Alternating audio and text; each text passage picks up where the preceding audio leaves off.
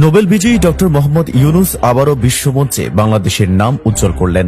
সম্প্রতি তার চীন সফর আন্তর্জাতিক অঙ্গনে ব্যাপক আলোচনার জন্ম দিয়েছে। তবে আশ্চর্যের বিষয় হল, এই সফর নিয়ে কিছু মহলে অস্বস্তি দেখা দিয়েছে, বিশেষ করে ভারতে।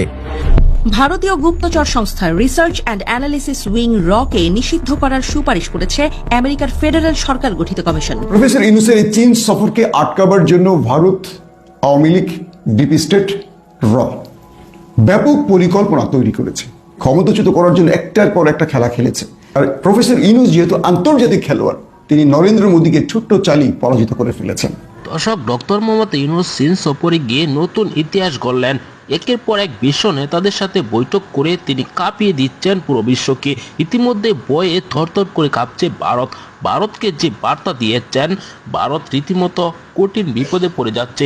ইতিমধ্যে মার্কিন যুক্তরাষ্ট্র থেকেও চাপ এসেছে, ভারতের গোয়েন্দা সংস্থা রকে নিষেধাজ্ঞা দিতে যাচ্ছে। ডক্টর মোহাম্মদ ইউনুসের সাথে কিছুতেই পেরে উঠছে না নরেন্দ্র মোদী। এই ভিডিওতে দেখতে পারবেন কি বিপদে পড়তে যাচ্ছে ভারত। না টেনে দেখবেন, একটি লাইক করে আমার সাথেই থাকবেন। নোবেল বিজয়ী ডক্টর মোহাম্মদ ইউনুস আবারও বিশ্বমঞ্চে বাংলাদেশের নাম উজ্জ্বল করলেন।